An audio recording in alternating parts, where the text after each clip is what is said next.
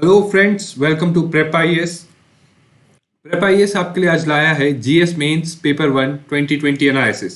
Right, आप सब जानते होंगे कि 9 जैन को सिविल सर्विस मेंस एग्जामिनेशन का पेपर 1 कंडक्ट कराया गया था। राइट, हम ये एनालिसिस ला रहे हैं, इसमें हम पूरे के पूरे 20 क्वेश्चंस एनालाइज करेंगे and we will try to see, हम लोग ये देखने की कोशिश करेंगे कि what we should do, what we can learn from here. Right, कि हम यहाँ से क्या चीज लर्न कर सकते हैं जो हम अपनी प्रिपरेशन में इनकॉर्पोरेट करें, ताकि नेक्स्ट ईयर जब आप ये पेपर दें तो आप इजीली, आपके लिए पेपर टफ ना हो बट इजी हो। So let's first see the session का प्लान क्या रहेगा। हमारे सेशन में सबसे पहले हम एक ओवरव्यू देखेंगे पूरे पेपर का। राइट, नेक्स्ट हम देखेंगे सेक्शनल एनालिसिस। सो हमने instead of going in a linear way 1 2 3 4 5 ऐसे 20 क्वेश्चंस को एनालाइज करने की जगह हमने उनको सेक्शंस में डिवाइड कर दिया है and we are going to analyse them in sections. Sectional analysis इसलिए कर रहे हैं because through sectional analysis it is much easier to understand कि एक सेक्शन से किस टाइप के क्वेश्चन आ रहे हैं अगर उस सारे क्वेश्चन को एक साथ किया जाए। ओके, नेक्स्ट लास्टली हम आपको बताएंगे कि आपको अगले साल के लिए क्या करना है। राइट, कौन सी सोर्सेज पढ़नी है, क्या पढ़ना है, क्या नोट्स बनाने हैं या नहीं है, ये सब क्वेश्चन आपके दिमाग में होंगे।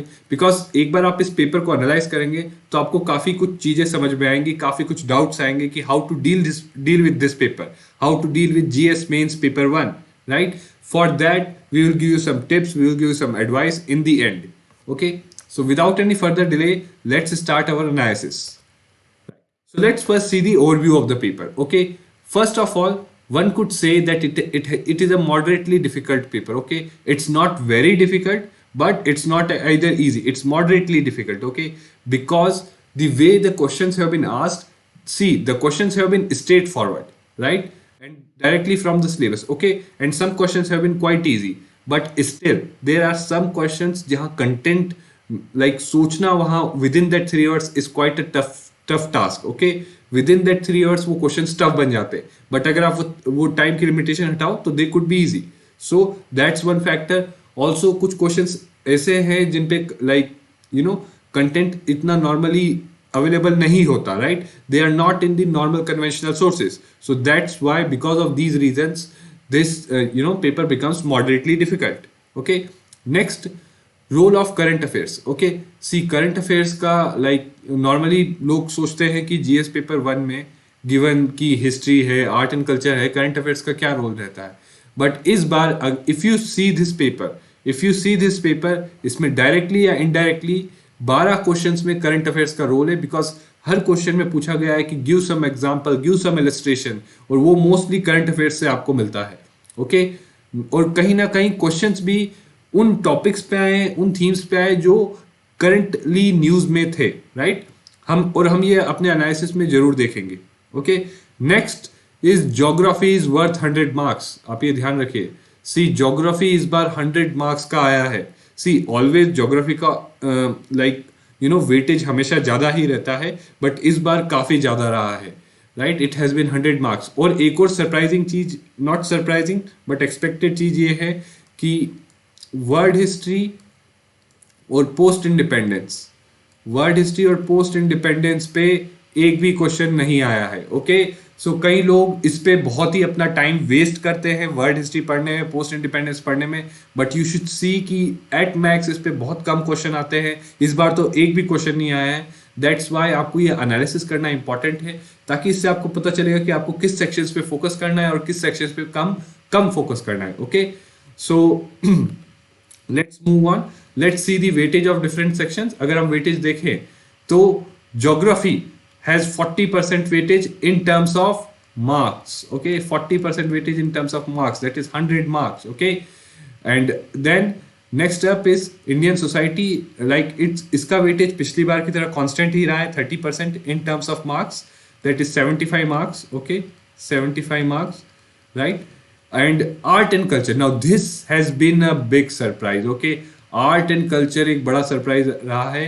लोग यूजुअली इसको नेग्लेक्ट करते हैं, सोचते हैं इससे 1 या 2 क्वेश्चन आएंगे, बट इस बार इसका वेटेज 20% रहा है। ओके, इसका वेटेज 20% रहा है, that is 50 marks. Okay, so do not like totally neglect something, okay. कभी कभी ऐसा होता है कि आप टोटली नेग्लेक्ट कर देंगे बट वो भी काफी कुछ आ सकता है। सो हर चीज का बेसिक पढ़िए, बट ये ध्यान में रखिए कि कौन से चीजों का वेटेज ज्यादा है उनको ज्यादा पढ़िए, okay. Next is modern history, इसका वेटेज कम हो गया है, right, only 10%, okay. So you could see कि ओनली 25 मार्क्स का आया है, राइट, एक 10 मार्कर आया है और एक 15 मार्कर क्वेश्चन आया है इसमें। सो मॉडर्न हिस्ट्री का वेटेज आपका कम हो गया है, okay. Now let's move on. Let's move on to our first section, that is geography. See, geography में 100 marks, 8 questions, you know, 4 10 marker question and 4 15 marker question. Okay. So let's see the questions. Let's see the questions. Right. First question. It was question number 4. Discuss the geophysical characteristics of circum-Pacific zone. Right. It has to be answered in 150 words.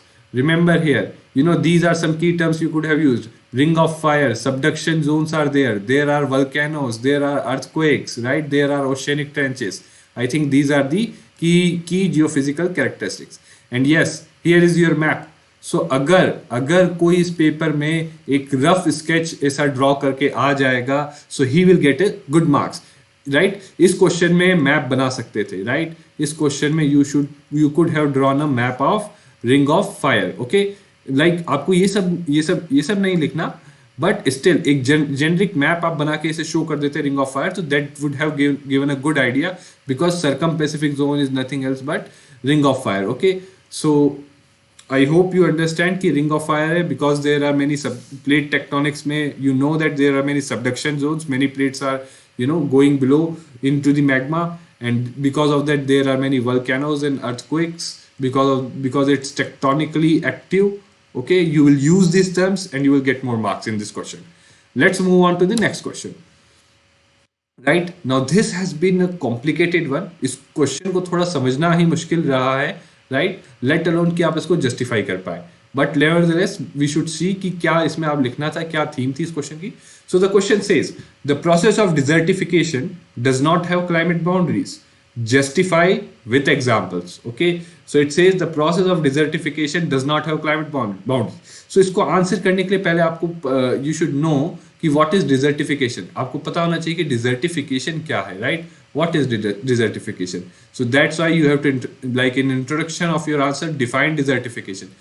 So desertification basically refers to the processes which lead to reduction of biological productivity of dry lands. Basically dry lands are arid and semi-arid lands. What does this mean? Basically rainfall कम होती है वहाँ, right, like कुछ certain mm से कम होती है rainfall, right। So they are called arid and semi-arid lands, and if their biological productivity is getting reduced by a process, that process is causing desertification, okay, reduction of biological productivity, that's of dry land, not any land but of dry land. So it is the processes which lead to reduction of biological productivity of dry lands, right।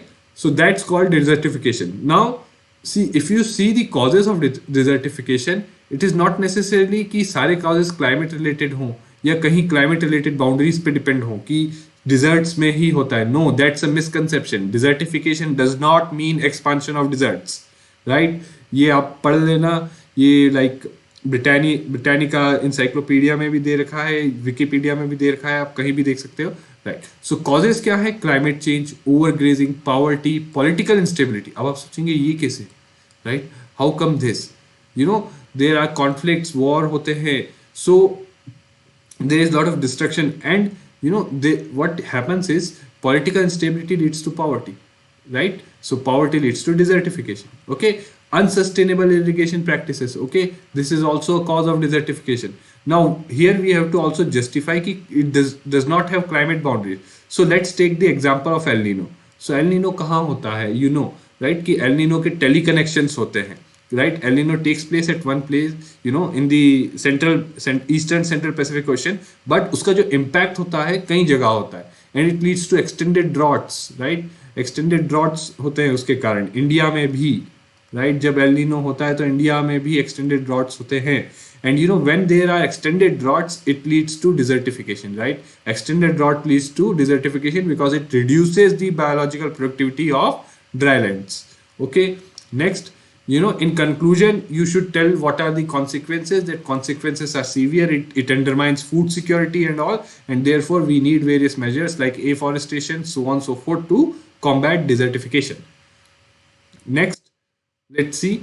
Now next question is quite simple one. बड़ा ही simple question इसलिए है because this thing, melting of Himalayan glaciers, this has been in news. काफ़ी बार इस पे reports आई हैं, news reports हैं, और काफ़ी कुछ है. इनफैक्ट 1 साल नहीं, 2 साल नहीं, 3 साल नहीं, हर साल ये जब भी लाइक समर्स होती हैं, हर साल बोलते हैं कि oh Himalayan glaciers are melting, right. हर साल कोई ना कोई रिपोर्ट आती है, कोई ना कोई सैटेलाइट से ऑब्जर्वेशन आती है कि they are melting at a very rapid pace. Now this is a proven fact. Okay, so the question asks, how will the melting of Himalayan glaciers have a far-reaching impact on water resources of India? Okay, कि कैसे जो Himalayan glaciers melt कर रहे हैं, how will it impact, and not only normal impact, but please remember it says why it is saying far-reaching impact on water resources in India. तो आप बताएंगे कि reasons for melting of ice, right? कि like introduction में आप बताएंगे कि क्यों Himalayan glaciers इतनी fast rate से melt कर रहे हैं. It's because of climate change, right. और अगर आपके पास डेटा हो कि किस रेट पे मेल्ट कर रहे हैं या कोई रिपोर्ट हो, तो वो तो आप अगर उससे आप इंट्रोड्यूस करेंगे then it's even better. So that's why जब भी आप करंट अफेयर्स, ये करंट अफेयर्स है, करंट अफेयर्स में ये सब मिलता है. ओके, सो जब भी करंट अफेयर्स की कोई भी मैगजीन पढ़े या कुछ भी कहीं भी पढ़े, अगर लाइक यू शुड नो कि टॉपिक आपके सिलेबस में ये टॉपिक है और स्पेस टाइप के क्वेश्चंस आते हैं, तो वहां से आप ये चीजें अपने दिमाग में रखिए या अपना कहीं एक नोटबुक में नोट कर लीजिए, राइट. बिकॉज ये बड़ा ही हैंडी आएगा आपको इंट्रोडक्शन वगैरह लिखने में, right. Next, so let's see. पहले हमने बता दिया कि yes, this is how this is the Himalayan glaciers are melting at this rate because of these reasons. नेक्स्ट हम बताएंगे कि इम्पैक्ट क्या होते हैं. इम्पैक्ट फ्लड्स होंगे इनिशियली, जैसे ही मेल्ट होगा तो इनिशियली फ्लड्स होंगे. उसके बाद क्या होगा, लाइक ग्लेशियल लेक्स आउटबर्स्ट, जीलॉफ्स, ये भी एक तरीके से फ्लड्स होते हैं. Okay, it will affect fisheries downstream, right, जहां लाइक वाटर की सैलिनिटी चेंज हो जाएगी एस्टुअरीज में, राइट. एस्टुअरीज में वाटर की सैलिनिटी चेंज हो जाएगी. सो वंस एस्टुअरीज में वाटर की सैलिनिटी चेंज होगी, so it will affect the fishes there. Okay, it will later on a longer period of time lead to droughts and shortage. Okay, ultimately in even more longer term, water scarcity can lead to water crime, water wars and conflicts. Already India or China, India China या India with Pakistan, you could understand कि India और Pakistan का Indus Water Treaty already under strain है, right. अगर water कम हो जाता है तो it would further come under strain and it could lead to wars and conflicts. That is the far-reaching impact. Okay, this is the far-reaching impact that you should have mentioned, right. Water crimes, this is another far-reaching impact. Okay, now what? So how will you conclude? In conclusion, you should say that we need to take following measures, like prevent climate change. Okay, prevent climate change, mitigation, we need to do mitigation, right. We need to curb the temperature within 1.5 degrees Celsius target. Okay, we need to do that. Okay, let's see the next question. The next question is again a simple one, simple and straightforward. See, earlier question was also simple and straightforward. It was not so complicated. Okay, it was the desertification question that was quite complicated. Okay, so now let's see what the question says. Account for the present location of iron and steel industries away from the source of raw material by giving examples. Okay, you need to give here examples, right. And so इसमें आप देखोगे कि हर जगह examples मांग रहा है. इस paper में हर जगह एग्जाम्पल्स बोल रहा है. you need to give examples everywhere, you need to give examples, right. so अभी आगे भी आप देखेंगे कि कई जगह एग्जाम्पल्स देने पड़ेंगे. okay, so it says कि account for the present location of iron and steel industries away from the source of raw material. कि कुछ iron and steel industries are away from the source of raw material. why it is so, और examples देते हुए बताना है, right. So normally आप बताएंगे introduction में कि आयरन एंड स्टील इंडस्ट्रीज जो यूज करती है वो weight losing raw material use करती है, जैसे कोल हो गया, ओके, या आयरन ओर हो गया. ओके, आयरन ओर हो गया या कोल हो गया, that is weight losing raw material. Okay, मतलब basically the raw material loses weight on being processed. So that's why these industries are located close because transportation easier हो जाता है, okay transportation की कॉस्ट कम होती है एंड प्रोसेस्ड मटेरियल फिर easily transport किया जा सकता है. So they are located close to, normally they are located close to. Plus इसमें अगर और देना हो तो बता दीजिए कि इंडिया में कई हैं, जैसे भिलाई स्टील प्लांट हो गया, ओके बोकारो हो गया, सो ऑन सो फोर्थ की ये सब जो है क्लोजली लोकेटेड है. बट बॉडी में आओगे कि कुछ हैं, right now you know in जब अगला पार्ट आप लिखोगे, सो अब you will tell that there are some you know iron and steel industries which are located away from the source of raw material. For instance, because one of transportation factor, you know, जैसे Vizag steel plant है, it is port based, okay it is port based steel plant. Why? Because of transportation की अच्छा, बहुत ही अच्छा transportation मिला है, because you know transportation through sea is very cheap, okay so that's why it is located near you know port, right? It is located near port. Which port? Visakhapatnam port. Visakhapatnam. Okay, Visakhapatnam port, right?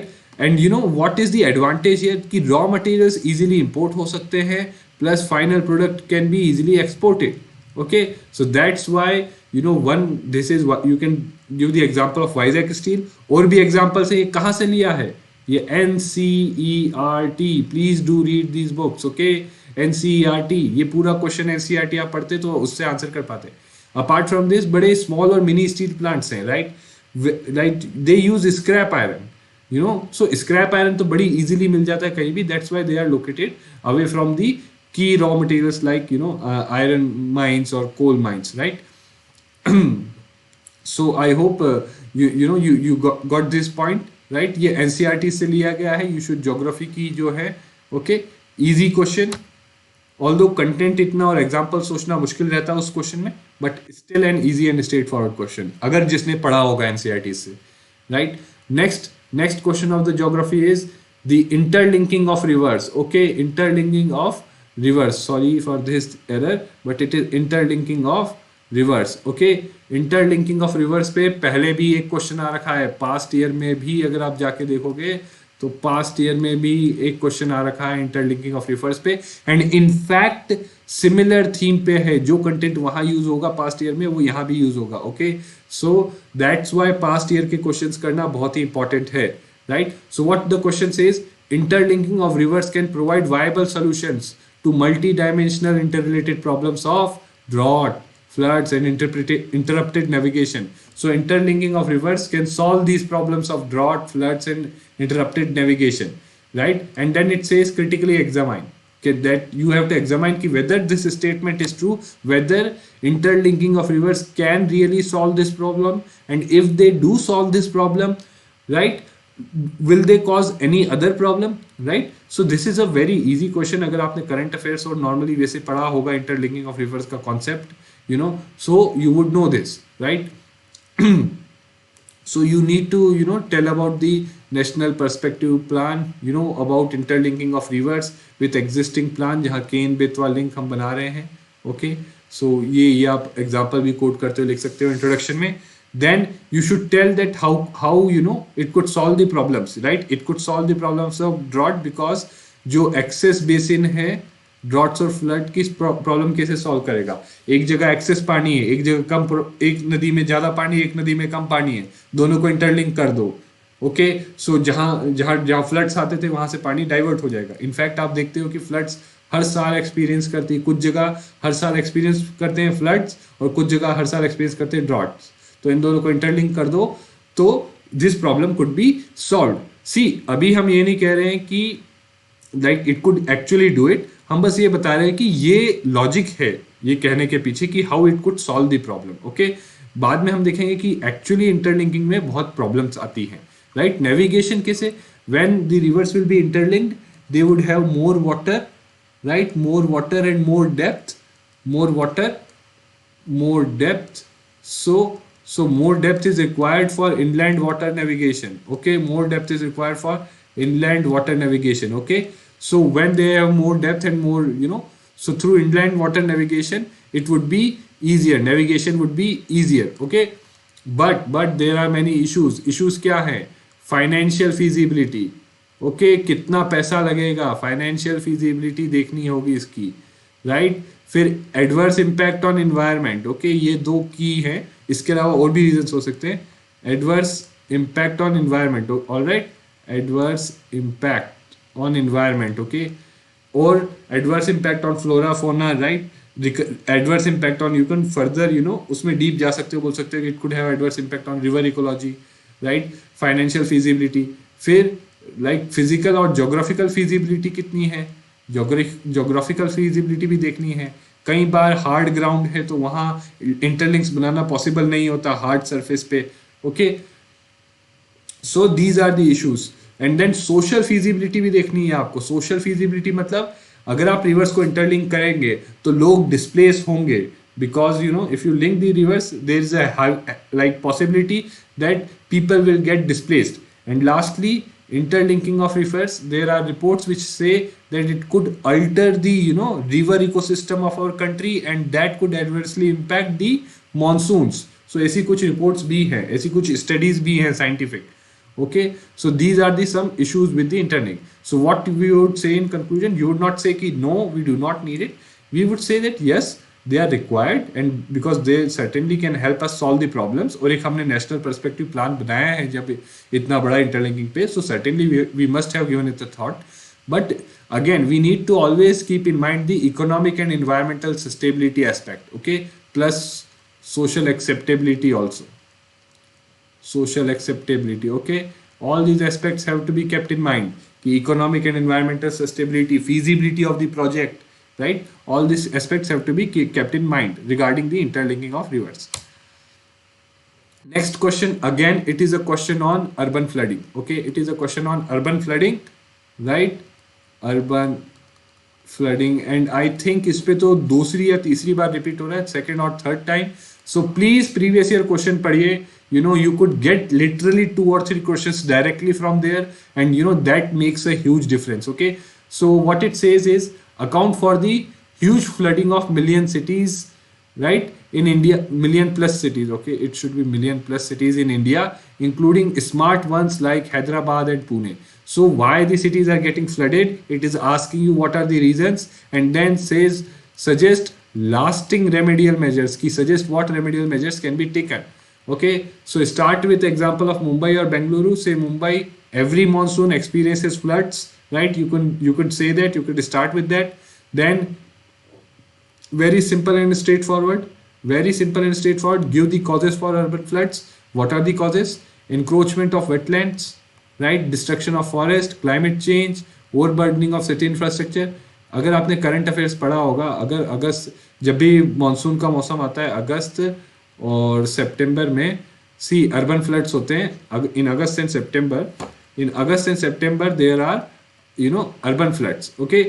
And ये urban floods जब भी होते हैं हर साल current affairs में इस पे like बहुत ही ह्यू एंड क्राई होता है कि oh that there are so many urban floods and so much, these are the causes and this is what we can do. So बड़ा स्ट्रेट फॉरवर्ड और simple question था ये, right. अगर current affairs पढ़ा होता 1 साल 2 साल का तो आप आसानी से इस क्वेश्चन को कर सकते हैं. You can restoration of wetlands, afforestation, upgrade city infrastructure, etc.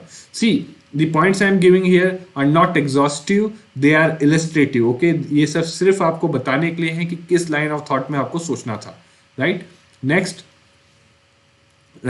Next is question 16. Okay, India has immense potential of solar energy. Again, a topic, solar energy, which is like काफी न्यूज में रहता है, काफी like common topic है. ऐसा नहीं है कि आउट ऑफ द समवेयर जैसे डिजर्टिफिकेशन वाला टॉपिक था जो हमने शुरू में देखा, it was tough one, but solar energy वैसा टॉपिक नहीं है, okay. So though there are regional variations in its developments, right. So it says that there is immense potential but there are regional variations. So you have to show, you have to elaborate these both things, that how is their immense potential. You have to first elaborate that, and then you have to elaborate regional variations. Here, you could not make such a detailed map, but you could एक rough map ऐसा बना सकते हो जिसमें ये जो areas हैं जैसे आप highlight कर सकते हो कि जहाँ ज़्यादा potential है, okay. Global horizontal irradiation solar research map India का आप देख सकते हो, right. In introduction, you will highlight the immense potential. Like India is a subtropical country, right? Abundance of sunlight. It is estimated to be 5,000 trillion kilowatt per year. Okay, per year, okay, इतना इतना energy आता है, right. India has recently became 5th in solar energy, right, and national institute of solar energy, right, has कि क्या potential है कि 748 gigawatts का है पोटेंशियल, अज्यूमिंग कि 3% of the wasteland area is converted to solar PV modules. So ये सब facts हमने क्यों बताए? To elaborate the immense potential, right. अगला मैप शो करेंगे और उसमें रीजनल वेरिएशंस बता सकते हैं कि यहाँ ज़्यादा है, यहाँ ज़्यादा है, यहाँ कम है, राइट. गुजरात में काफ़ी ज़्यादा है. In fact Gujarat I think is leading, Gujarat and Rajasthan are leading, okay. Like दूसरी और जगह हो सकती हैं, ओके. सो आप देख सकते हैं कि कहाँ पोटेंशियल ज़्यादा है, जहाँ इनफैक्ट ये एरियाज में ज़्यादा रहेगा बिकॉज यहाँ पर सन ज़्यादा टाइम रहता है, ओके. सो लाइक यहाँ आपका ट्रॉपिक ऑफ वो आता है कैंसर, ओके. सो यहाँ पर सन यूजुअली नॉर्मली ज़्यादा टाइम रहता है, ओके. डायरेक्टली ओवरहेड रहता है, ज़्यादा रेडिएशन होती है, right. So I hope you understood the point. आपको रीजनल वेरिएशंस फिर बतानी है कि इस जगह इतना है. Apart from that regional variations किस कारण होती हैं वो भी आपको मेंशन करना होगा. लाइक कई जगह पॉलिसीज अच्छी हैं, कुछ स्टेट ने अच्छी पॉलिसीज अडॉप्ट की हैं, दैट्स वाई वहाँ वेल डेवलप्ड है, ओके. कुछ स्टेट में ग्रिड इंफ्रास्ट्रक्चर अच्छा है, दैट्स वाई वहाँ वेल डेवलप्ड है. कुछ स्टेट लाइक इतने रिसोर्सफुल नहीं है, सो वहाँ इतना वेल डेवलप्ड नहीं है solar energy, okay, right. Next is lastly you will say कि क्या मेजर्स हम ले सकते हैं कि to further harness that our potential, okay, harness our potential.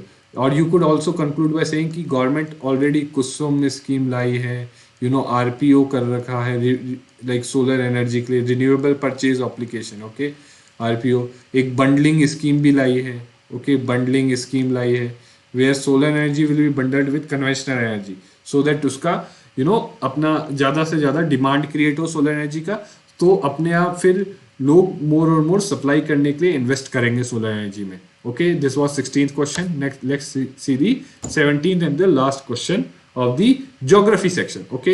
The 17th, the last question says examine the status of forest resources of India and its resultant impact on climate change, right. What is the status of forest resources? You could always get it from state of the forest report, right. ये report आप देख लेना, इसके executive summary देख लेना या ये report देख लेना, तो आपको पता चल जाएगा कि फॉरेस्ट का स्टेटस क्या है, फॉरेस्ट रिसोर्सेज का.